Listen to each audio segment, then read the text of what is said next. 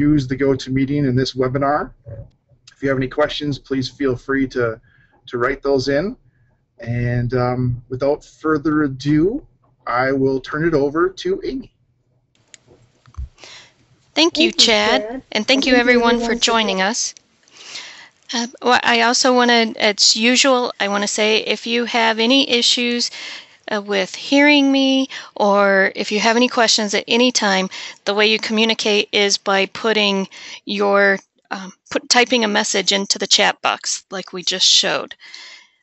And the agenda today, we're going to start out with a little bit of refresher for everyone, and also talk about Kaizen and metrics. So for our refresher, I am going to attempt to unmute everyone. That way we can have an open discussion, and then during the rest of the webinar, I will have things on mute. I will have everyone muted, because a lot of times, as you'll soon notice, when everyone is unmuted, we get background chatter happening. But for now, let's play a quiz. I'm unmuting all of you, if it's working. I'm not sure why it's not working. I put unmute everyone. So as I mentioned, you can say it out loud if I can get the unmute to work. Chad, while I'm doing this, will you go ahead and try to unmute everyone? Muted. Muted. Unmuted. So you can say it out loud, or type it in the chat box like we talked about. So here we go. First question. Office Lean includes simplifying processes. I hear people chat. I hear people typing. You can also just shout it out. What do you think? Yes. True. That's right. Simplifying processes. You can tell I had fun with my little... Okay. Office Lean includes putting focus on the voice of the customer.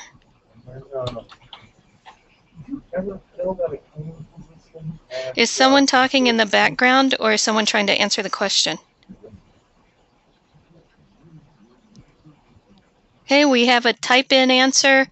That's true as well. And we'll talk a little more about that in this webinar, but we have included it on previous ones. Office Lean requires a financial investment, but the benefits make it worthwhile.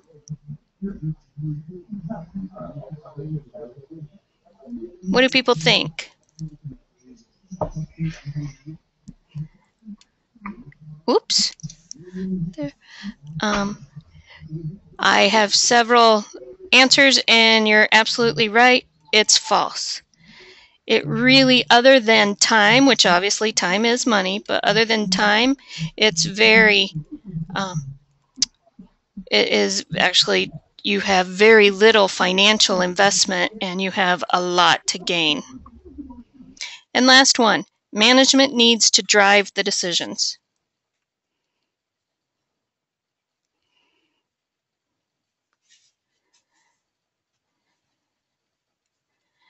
And I'm getting, excellent. You guys are great students. That's so true. It's false.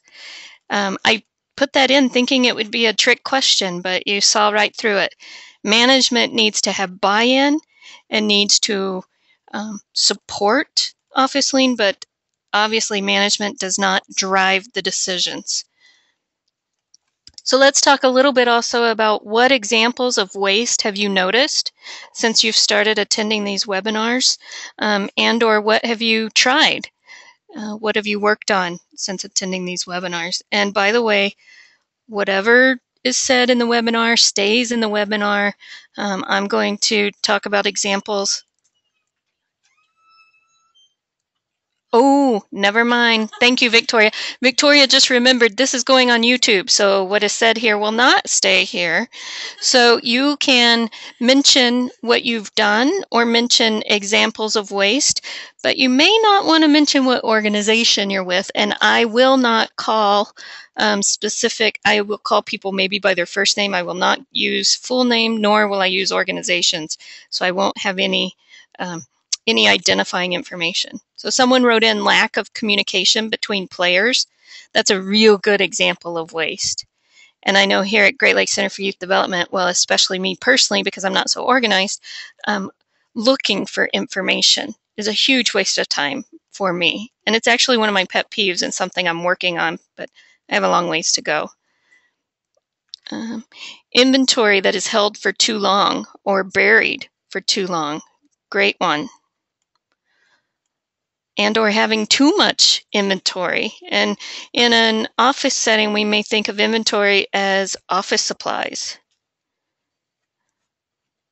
or letterhead, or you order 10,000 brochures because you get a printing discount, but then the next 2 years, your brochure's out of date, so then you have 8,000 brochures you're not sure what to do with. Spending time on tasks that don't add value. Great. And remember, let's talk about, okay, what's waste versus value? What are some examples of value added activities? What are some examples of value that activities that you do in your role?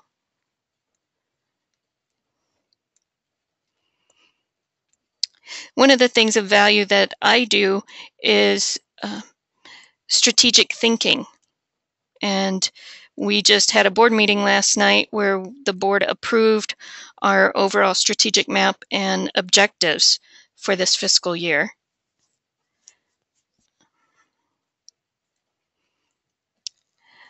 What other ways do you add value to your organization?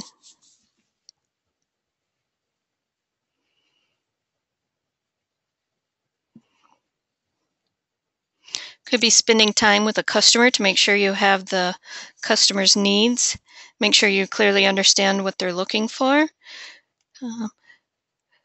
Could be visiting with a parent whose child you care for and talking about the child's progress.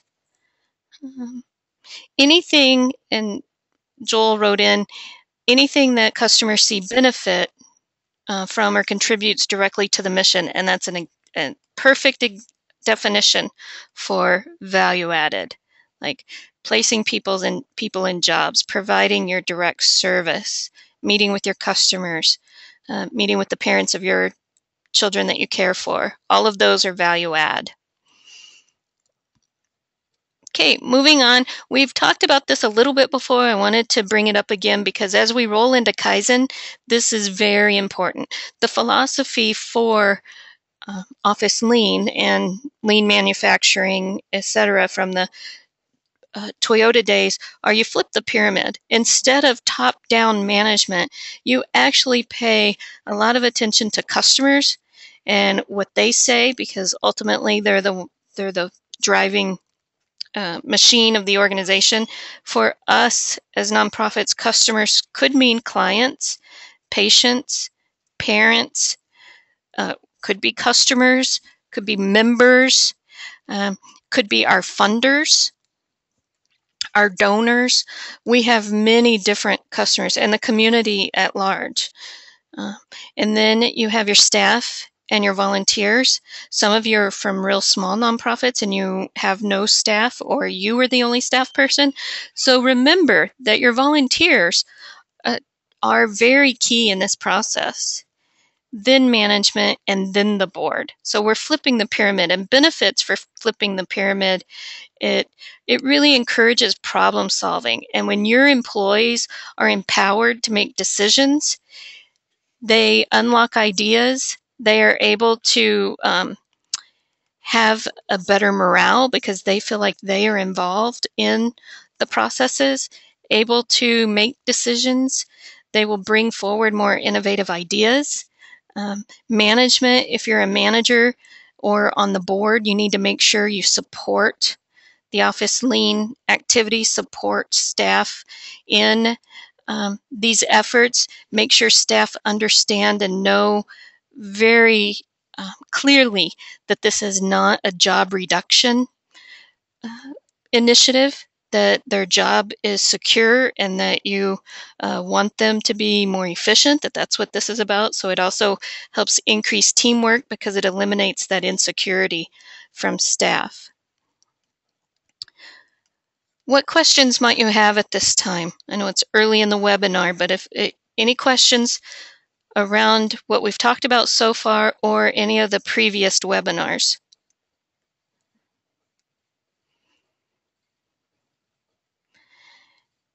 And everyone is muted now, so if you have questions, please put them in the chat box.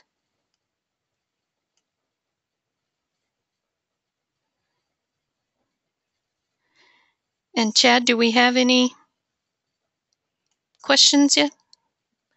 Okay, we will move on to the meat of this webinar. It's interesting when you do research on Kaizen, you get many different definitions of the word, and I think because it doesn't have, or I should say, not that it doesn't have a clear definition, but Kaizen is, 2 syllables.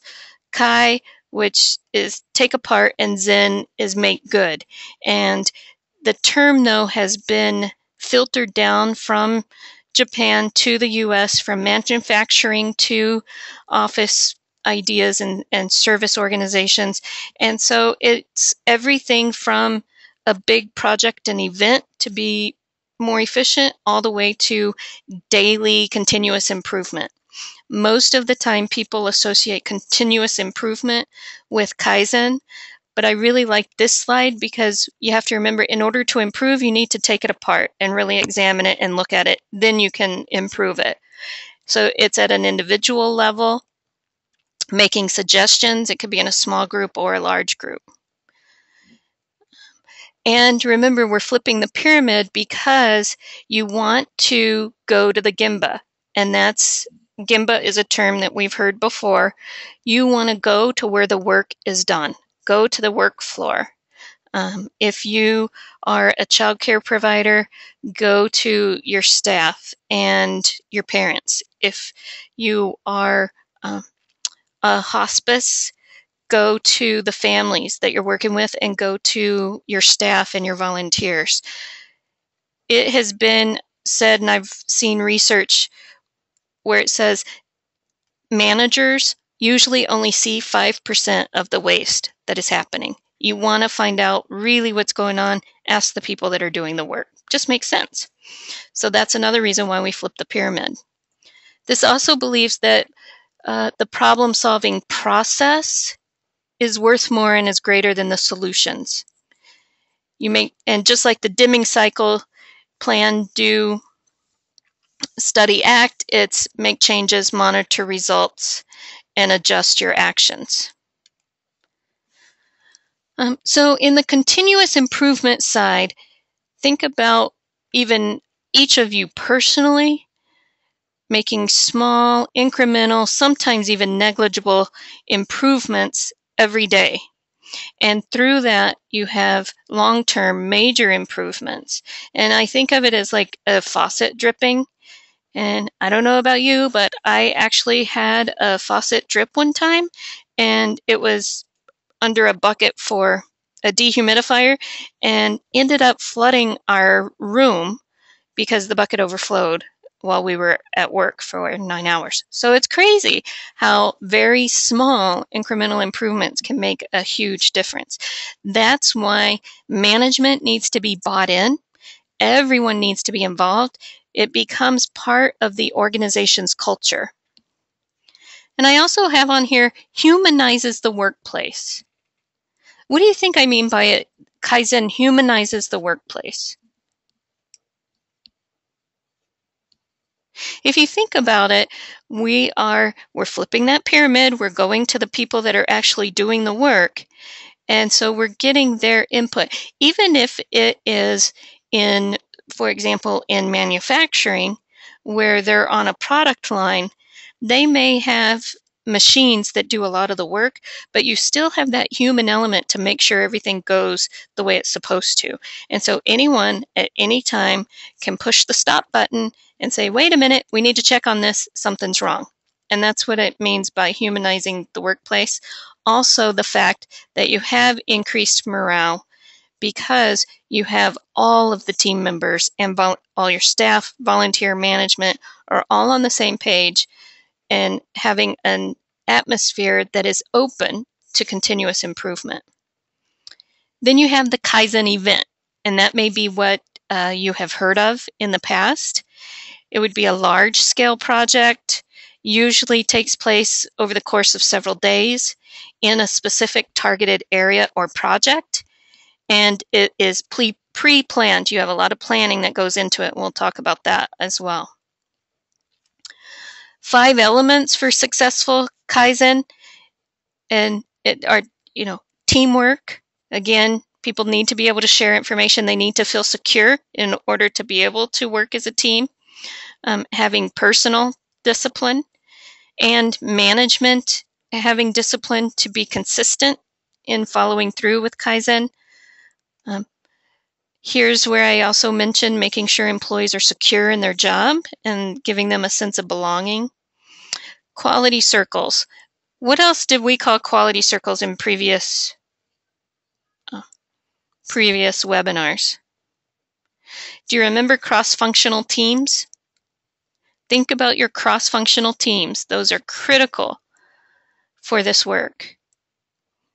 And then obviously the culture to be able to openly air and make suggestions for improvement.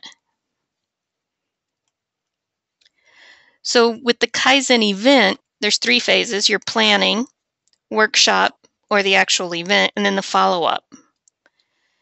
And the phase before the phase, so your pre-planning, is you want to think about what's your business case? What do you want to work on? What project needs some type of an event? And I've used the example in the past where at Great Lakes Center for Youth Development, we worked on our fall appeal process because it was cumbersome, it was stressful, and it took a lot of time, a lot more than it needed to.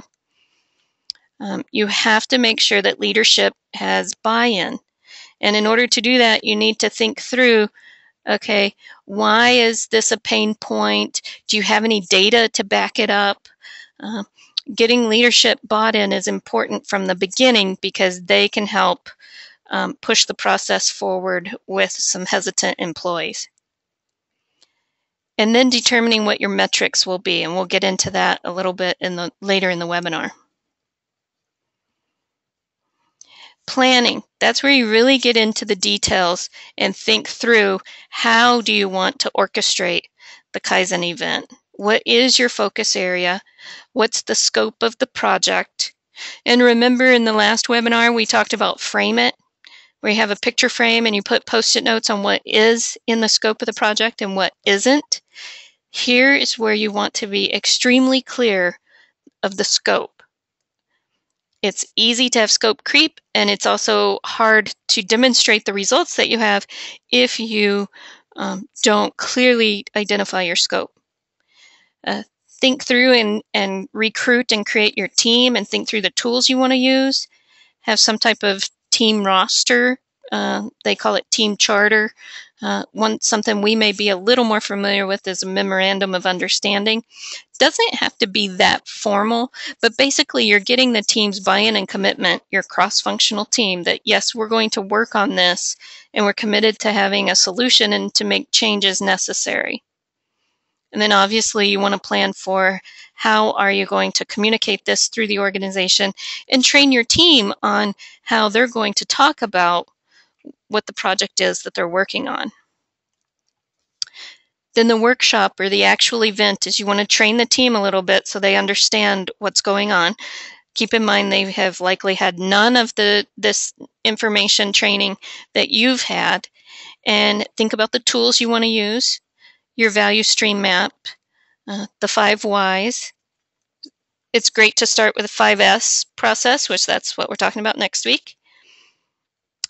And then look at and develop your processes. And keep in mind, Fast and crude is better than slow and fancy. So you create your process, you work through it quickly. Does it look like that's going to be the answer? Great, move forward. If not, try another process, work through it quickly. And so keep your try-storming happening. Once you've settled on the new process, you make it a standard. And so the follow-up is the last step in the process, and it is just as important as the other two steps, the planning and the actual event. It is critical. It helps create your standard of work, and it also you're able to report the results, and you continue to communicate the results. And remember, when you're starting this, when you're just starting out, small wins are really important to help demonstrate success and help get people on board for additional change. So you definitely want to communicate your results. And that's what leads us to metrics. And that's why we decided to do Kaizen and metrics all in the same webinar. So we'll pause here. What questions might you have about what we've covered so far?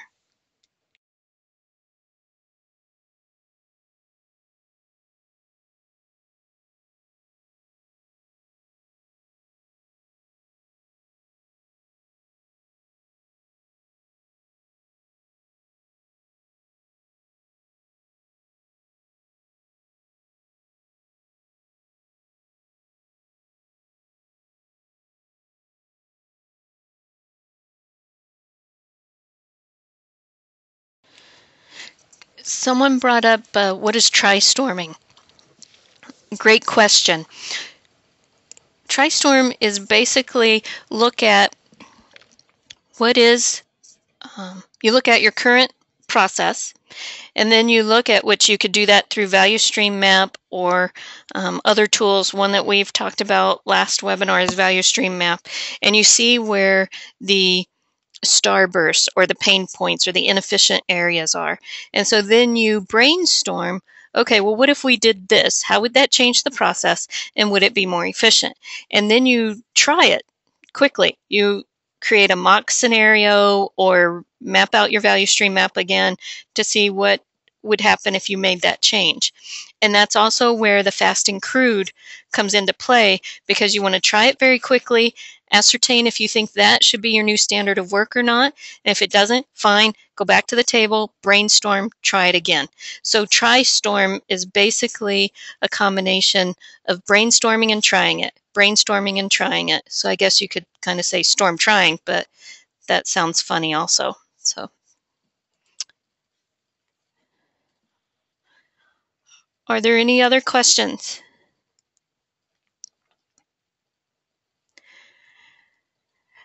Additionally, keep in mind you can chat or type in questions in your chat box at any time. Feel free to do that at any time, and Chad can interrupt me with questions. Chad's all excited because I said he could interrupt me. Chad, do we have any more questions? Okay, thank you. We'll move on.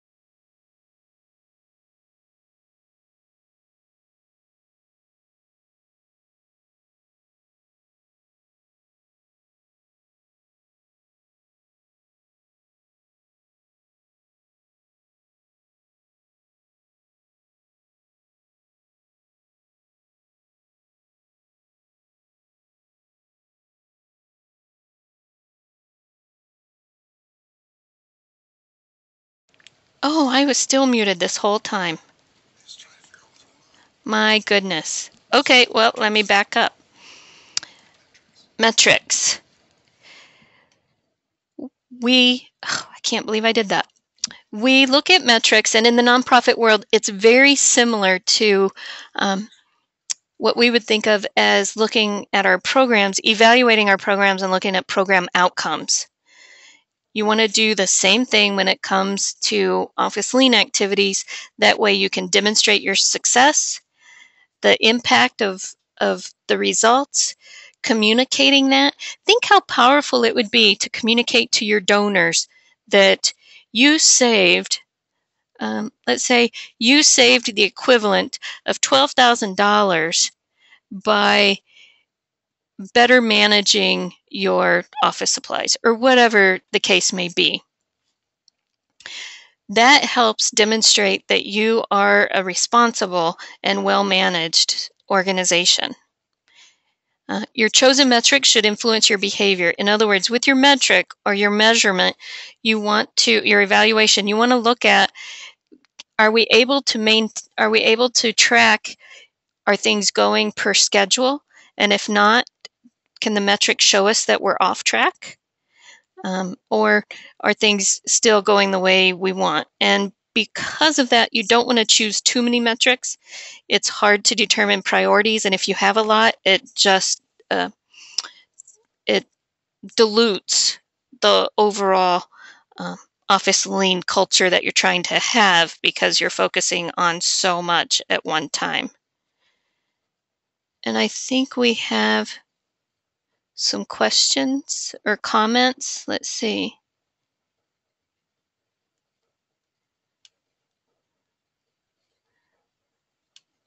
Well, I'll keep going unless Chad interrupts me. Okay. So metrics, getting started. As we already talked about, you want to establish your team charter. I'm calling it, or in parentheses, an MOU, because saying team charter isn't real descriptive, where a memorandum of understanding or memorandum of agreement, whatever you want to call it, that this is our cross-functional team. This is the project that we're working on. We're committed to working on it and making the necessary changes to be able to make it more efficient. And obviously, as a team, after you want to kind of start with the end in mind. Think about, what do we want to track? How do you want to track it? Who is responsible for tracking it, and how often do you take the measurements? Do you have a certain form or system you need to use to measure your progress? And remember to report it. And who are you going to report it to, and how often? And you definitely want visual display. You want somewhere where many people in the organization can see, okay, things are going well. This is similar to dashboards used in an organization.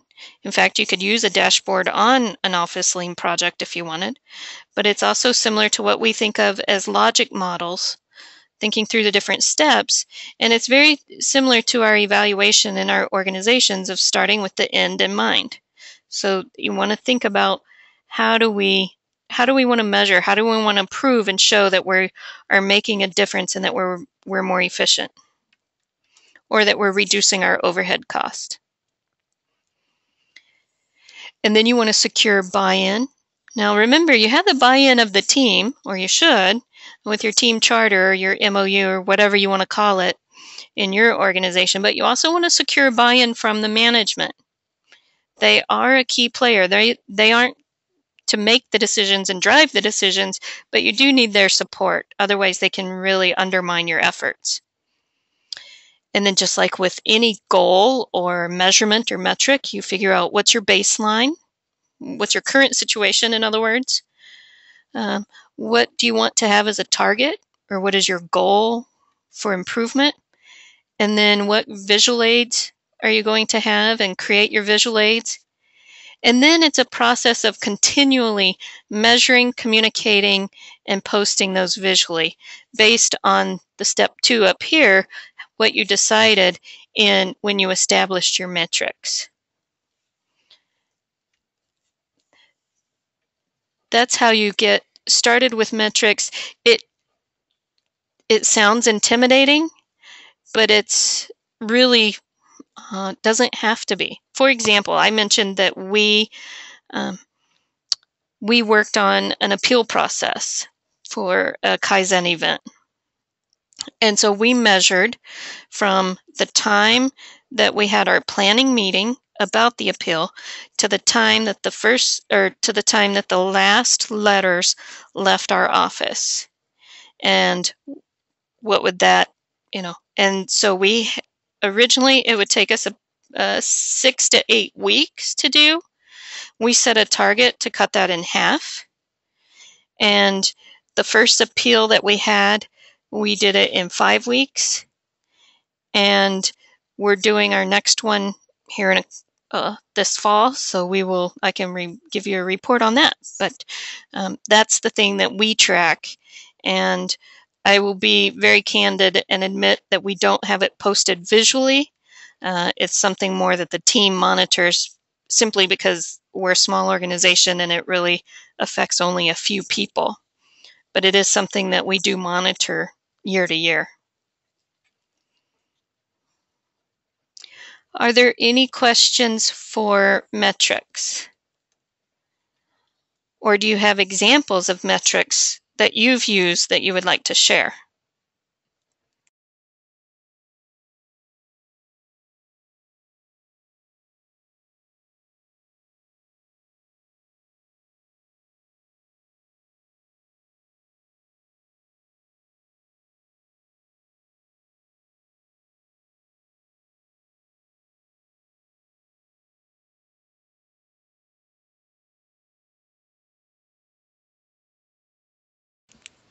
Here's an example someone wrote in for one of the lean things that they do. They email board packets instead of printing them. They no longer mail the packets. And that is a wonderful example of being more efficient in saving time and money by using the technology instead of printing and mailing, because that does take quite a bit of time. Amy, there is a question here about, could you talk a little bit about establishing baseline? Establishing baseline, yes, and it really depends on what project you have. So a baseline is basically your current situation. And for example, when we had, I was using our appeal process as an example, so I could go back to our time logs. I used a couple of different data points. I went to our time logs to see how many hours the team was spending on getting the donor appeal ready and out the door. And then I also just kept track via calendar, looking back at the first year to see, okay, it's on average 7 weeks, which to me was just crazy. And now using calendar and time logs, I track it year to year. So your baseline is basically where you're starting from. Your target is the goal, or where you want to be. Another way to set baseline is, I know an organization worked on their office supply inventory. They felt like they had too many office supplies and that the purchasing of office supplies was very inefficient. So to calculate their baseline, they looked at the past couple of years of office supply purchases based on their statement of operations. So in other words, their finance person could say, this is how much we have spent in the last 2 years on office supplies, and that was the baseline where they were starting. And then they had a goal: we want to reduce it by, let's say they want to reduce it by 50%. And I believe they took a 6-month measurement and then a year measurement. I can't remember off the top of my head, but I do know they had substantial improvements.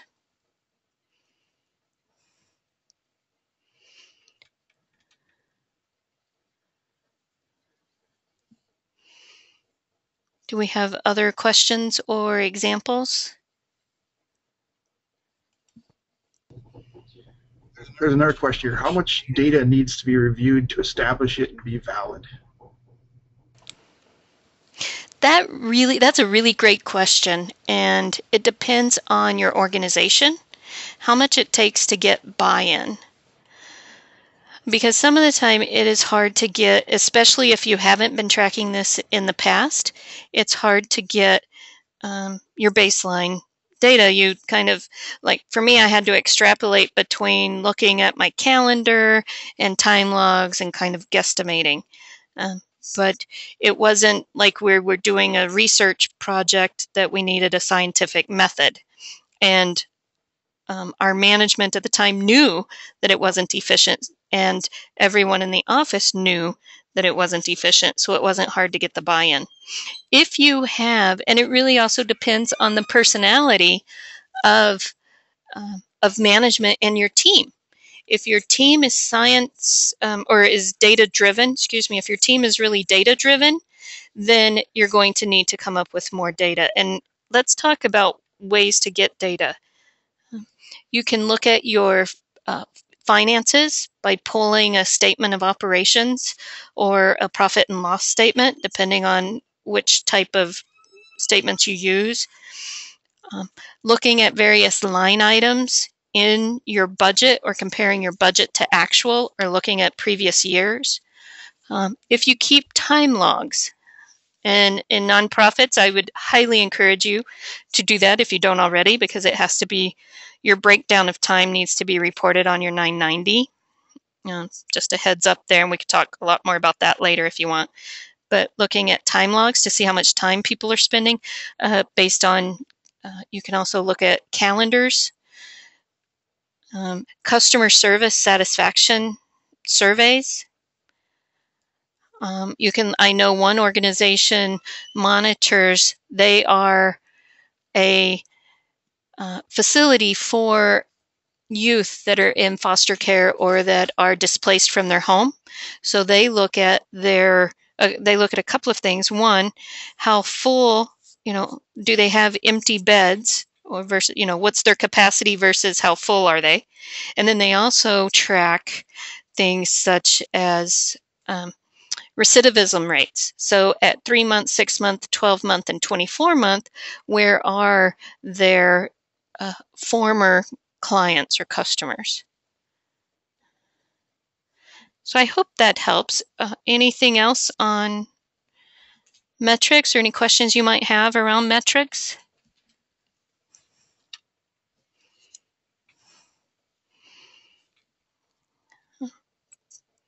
Do we have any comments, Chad?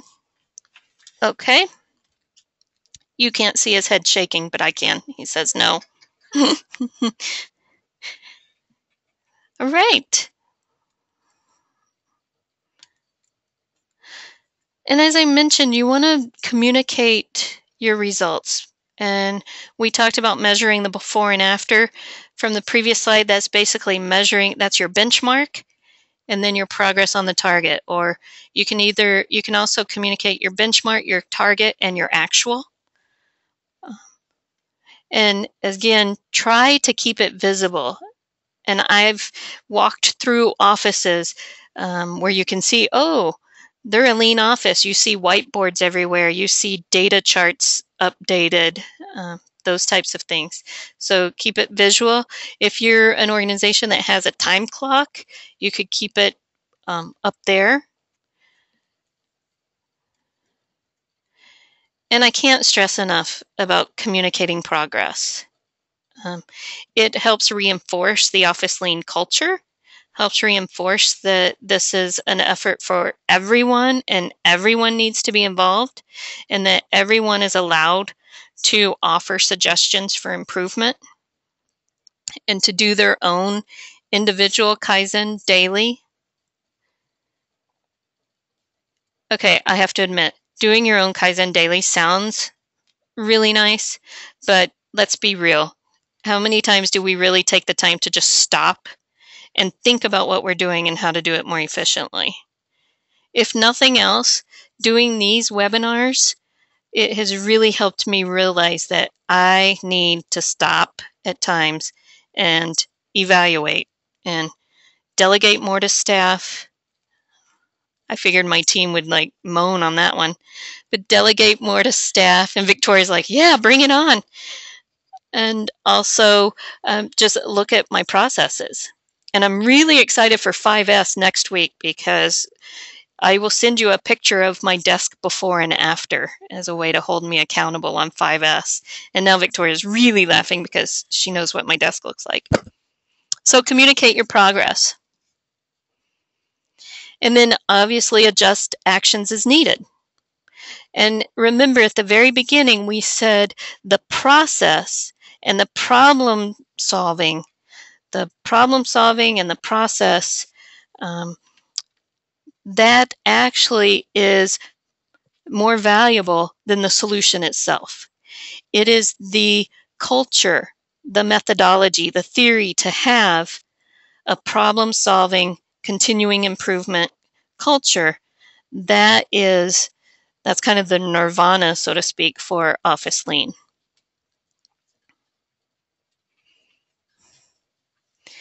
And then, do we have a comment?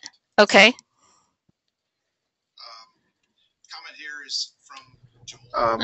Comment here is from Joel. He said he spoke with someone from an organization that has a daily 5-minute meetings on progress.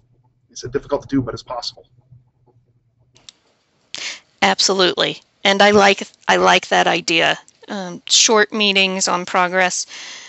That's a way, if you're not able to keep it visible, that you still are able to keep it in front of people and to communicate. Meetings can be a huge waste. And I remember when I worked for .com, we would have stand-up meetings. There were no chairs in the conference room. And that helped keep us from using meetings as a waste, waste and inefficient time period. And then I loved this food for thought because in our Western culture, we tend to think if it ain't broke, don't fix it. Excuse the English. Or if we have to look at something or if we fix it, then that means something must have been wrong. And then we start to look at who to blame. And remember, that is not what this is about. This is about the process, not the people. And the Japanese philosophy of, Kaizen is do it better, make it better, improving, even if it isn't broken. And that's another reason why it's a daily process, a cultural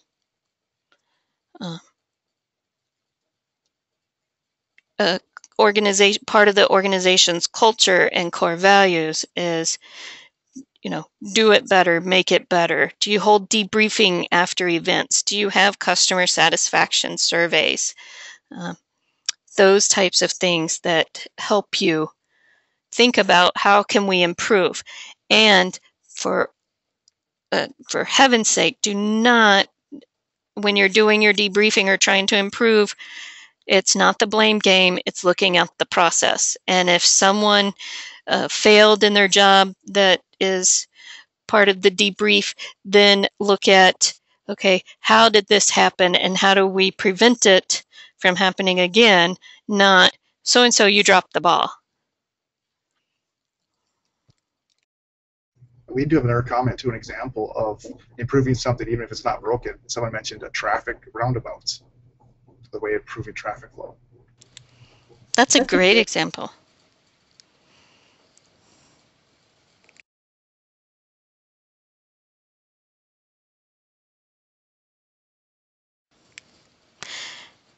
As always, I listed the references used, and I definitely want to say thank you, and thanks to BHK Child Development Board, their Center of Excellence, for being able to provide these.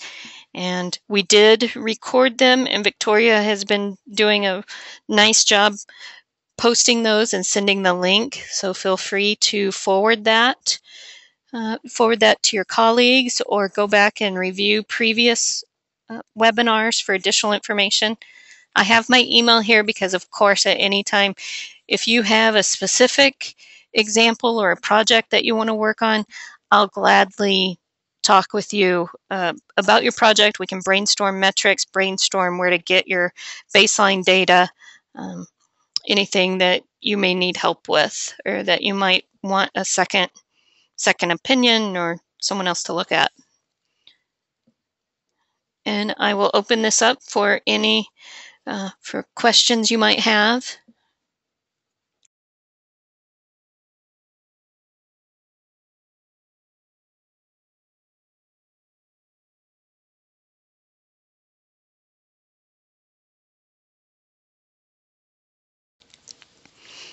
We don't see any questions coming in, so this will officially end the webinar. Once again, I want to say thank you for joining us, and please feel free to contact me with questions or ideas or sharing your successes. I would love to hear that as well. Thank you every week. Next week, Wednesday, same time, 10 o'clock Eastern, we will be going over 5S, which is one of my favorites. So you won't want to miss it. Have a great day, everyone.